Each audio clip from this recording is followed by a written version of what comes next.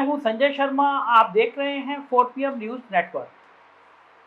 कल से अब तक अगर मैं जोड़ूं तो जो मेरे पत्रकार दोस्त हैं, ब्यूरोक्रेट हैं, उनमें से जिन तो लोगों से बात हुई है, उनमें से 90% लोगों ने पूछा कि गुजरात और हिमाचल में क्या होने जा रहा है।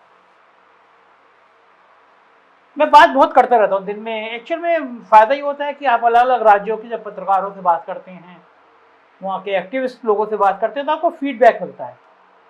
तो इन दिनों गुजरात में और हिमाचल प्रदेश में मैंने कुछ लोगों से संवाद किया। शिमला मेरी पसंदीदा जगह है, वहाँ मेरे मित्र हैं, उनसे बात की, जानने की कोशिश करी चल क्या रहा है गुजरात और हिमाचल प्रदेश में।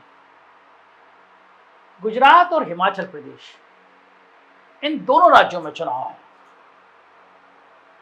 हिमाचल वो राज्य है जहां से बिना बहुमत के सरकार बनाने का करिश्मा, बिना बहुमत के सरकार बनवाने का करिश्मा दिखाकर भारतीय जनता पार्टी के प्रभारी नरेंद्र मोदी को देश में पहली बार पहचान मिली थी। जबकि गुजरात वो राज्य है जहां नरेंद्र मोदी देश के ऐसे पहले मुख्यमंत्री के रूप में चर्चित हुए जिन्हें प्रधानमंत्री के द्वारा राजधर्म की घुट्टी पिलाई गई। दोनों ही राज्यों से मोदी जी का विशेष लगाव है। इतना लगाव है कि हिमाचल के लोगों की जेब का बोझ हल्का करने के लिए वहां का सेब खरीदने के काम में अडानी जी को लगा देते हैं। तो अमित शाह को लोकसभा लाने के लिए गांधीनगर में आडवाणी जी को थोड़ा विश्राम दे देती है। वैसे अडानी जी और आडवाणी जी दोनों ने मोदी जी को आगे बढ़ाने में महत्वपूर्ण भूमिका निभाई है। आडवाणी जी ने तो उन्हें मुख्यमंत्री के पद तक पहुंचा दिया और अडानी जी ने प्रधानमंत्री के पद तक। आडवाणी जी का खेल मोदी जी खत्म कर चुके हैं, लेकिन अडानी जी का खेल बदस्तूर जारी है। हालांकि दोनों राज्यों के चुनाव में अडानी जी मोदी जी के लिए जी का जंजाल बन गए हैं। यदि गुजरात हारे तो दंगों से लेकर अडानी जी को कौड़ियों के भाव दी गई जमीनों की फाइल सबके सामने आ जाएगी, और यदि हिमाचल हारे तो अग्निपथ की बेरोजगारी मिटाओ स्कीम एक्सपोज हो जाएगी, और साथ ही अडानी जी के स्पीकर वाला सेब भी मार्केट से गायब हो जाएगा।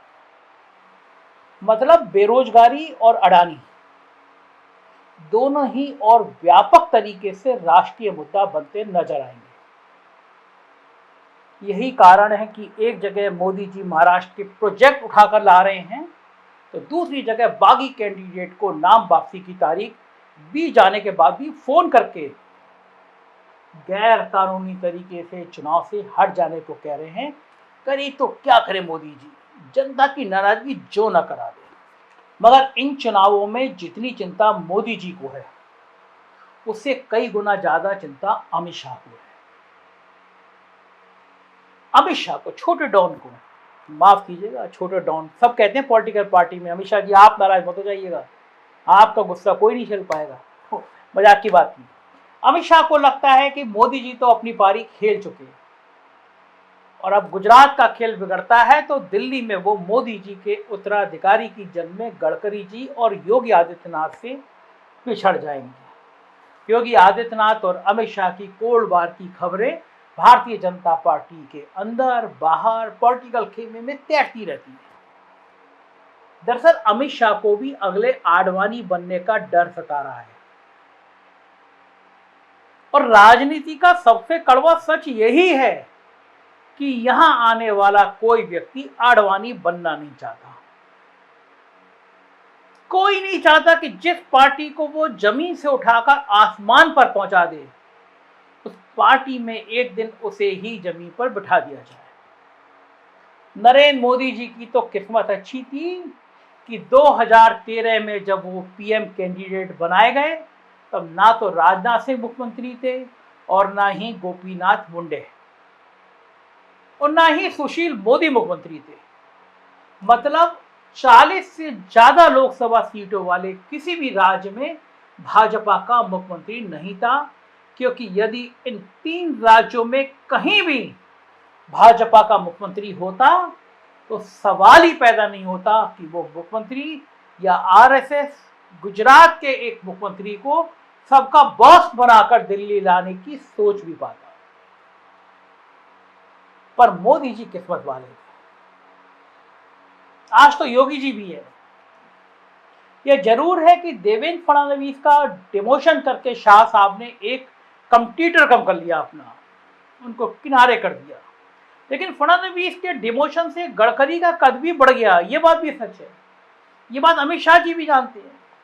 इसलिए गुजरात में हर हाल में जीत हासिल करना उनकी राजनीति बचाने के लिए बेहद जरूरी है। गुजरात और हिमाचल, इन दोनों राज्यों में जनता की अपनी समस्याएं हैं। पहले बात गुजरात की करते हैं।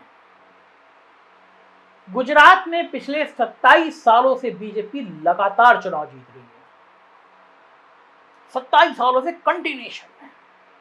लेकिन इसके बावजूद आम आदमी के जीवन स्तर में कोई बदलाव नजर नहीं आता।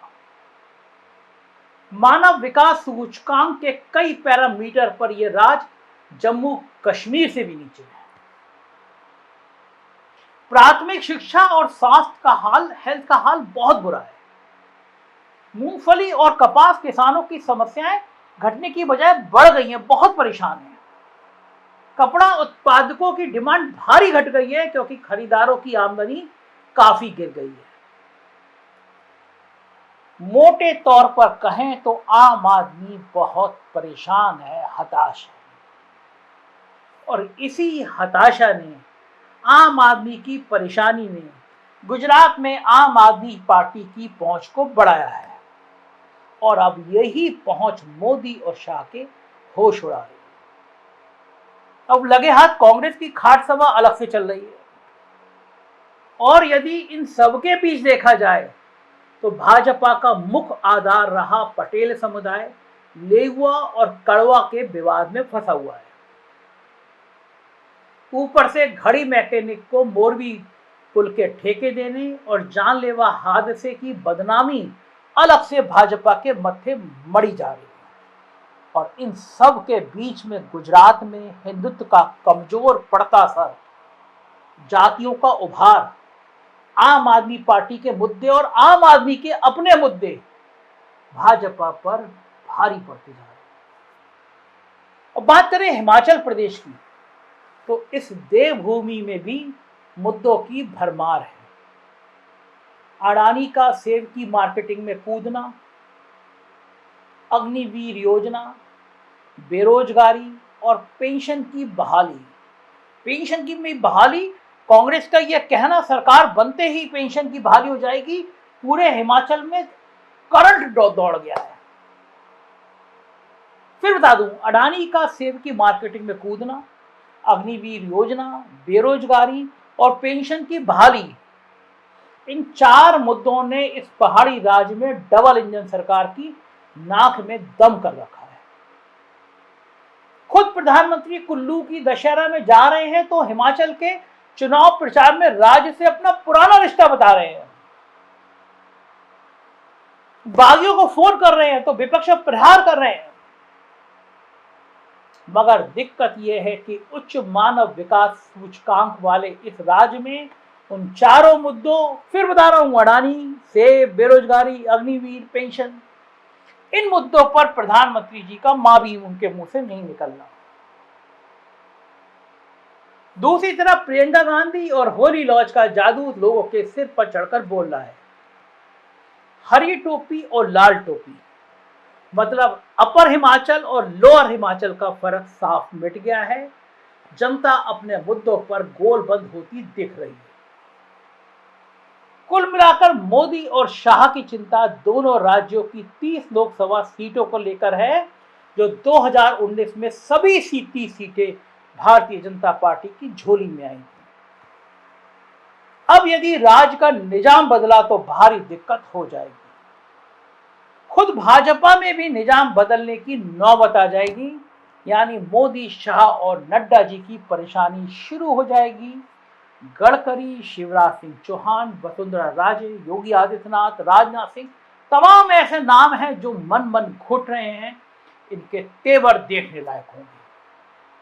तो गुजरात और हिमाचल में नड्डा जी, शाह जी, मोदी जी दिन रात लग गए हैं, जुट गए हैं। गोदी मीडिया जान लगा रही है, ओवैसी जी गुजरात जा रहे हैं कि किसी भी तरह से इन राज्यों में कहीं ना कहीं सत्ता हाथ में आ जाए। होगा क्या, मैं आपको बताता रहूंगा। आप देखते रहिए 4 PM न्यूज नेटवर्क। यही चैनल है जो गोदी मीडिया नहीं बन सकता, सच बोलेगा, डंके की चोट पे बोलेगा। उत्तर प्रदेश की खबरें देखना हो तो 4 PM यूपी, और बिहार की खबरें देखना हो तो 4 PM बिहार को सब्सक्राइब करिएगा। साथ रहिएगा, आपका प्यार मेरी सबसे बड़ी पूंजी है। हमको फेसबुक पर और ट्विटर पे भी फॉलो कीजिएगा। शुक्रिया, थैंक यू।